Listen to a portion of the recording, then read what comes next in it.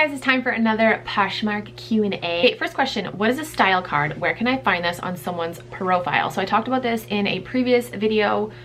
It'll probably be up before this one. So to find someone's style card, basically it's their like measurements for specific categories. So to find a style card, who can we look at? So this person, this is just a random person. So what you're gonna do is you're gonna go to the person's closet. You're gonna tap on a little shopping bag with their profile picture. Then you're gonna tap on the 3 dots up here. You're gonna tap on a switch to cell view. I know you can't see, but if you're following along on your phone, you'll see on your phone. Okay, switch to cell view, and then you're gonna tap on the 3 dots again, and you're gonna tap on view style card. So this person has their dress size and shoe size. It would also show any purchases. If this person made a purchase from me, it would show any love notes that they have given to anyone. It shows their favorite brands.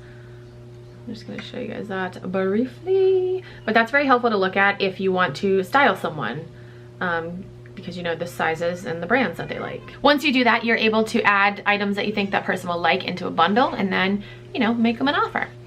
Okay, next question. Random, not Poshmark related question. Does YouTube pay more if viewers, oh yeah, I wanted to mention this in here. Does YouTube pay more if viewers watch the ads instead of skipping them? They are annoying, but I would totally watch them if it means you get more money.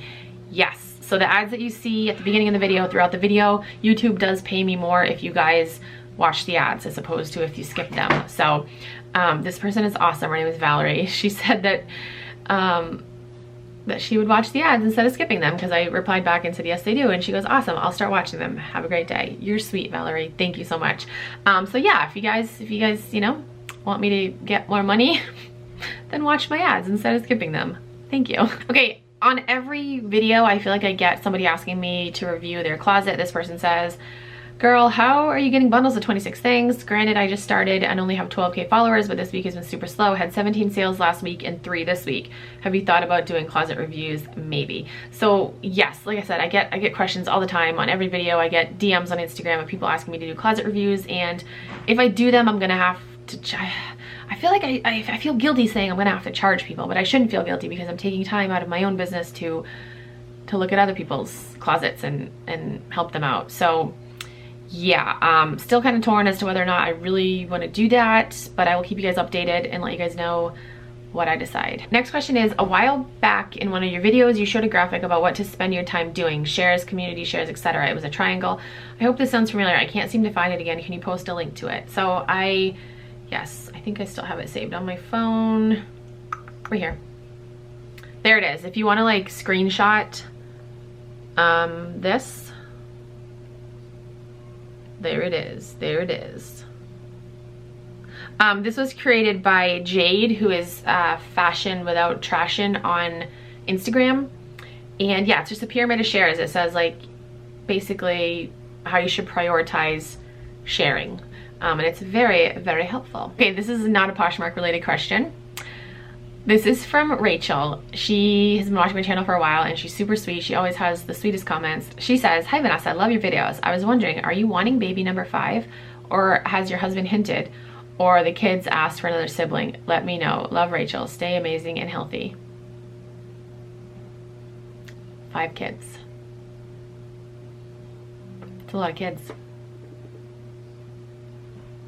Next question.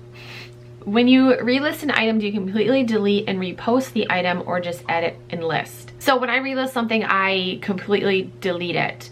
I save the pictures first and then I copy and paste the info in the description bar, and then I completely delete the listing because it's different when you do edit next list as opposed to completely relisting something. When you do edit next list, it'll move your items up in the regular search, which is good. But if you completely relist something, not only will it move your item up in the regular search, but it'll also put it in the just listed search, or like category, or section on the app. So that's good too. So yes, when I relist something, I completely delete the listing. I don't just do edit next list. Okay, so this wasn't a question, but I just wanted to share this. Ashley says, Vanessa, I just started my closet, bored with all this madness, and I only listed 22 things. I sold my first thing after 3 days. I'm so happy, and it's because of you. I followed a bunch of new closets like you said. Thank you so much. You're such a huge help since I am unemployed right now. I appreciate you so much. Oh, that's so sweet. Ashley, I appreciate you. Seriously. I just wanted to throw that in there because I love getting comments like that saying that I help you guys, because that's what I'm here for. That's why I'm doing these videos, to help you guys. And then to see that actually makes a difference is, I don't know, makes me feel like warm inside. Okay, next question is, I have a full-time job and got laid off temporarily and applied for unemployment. I was approved. I do Poshmark on the side just for some extra money. Does anyone know if it's okay to continue selling on Poshmark with unemployment? I started a Poshmark at the beginning of this year. Any information would be helpful. By the way, I love all your videos.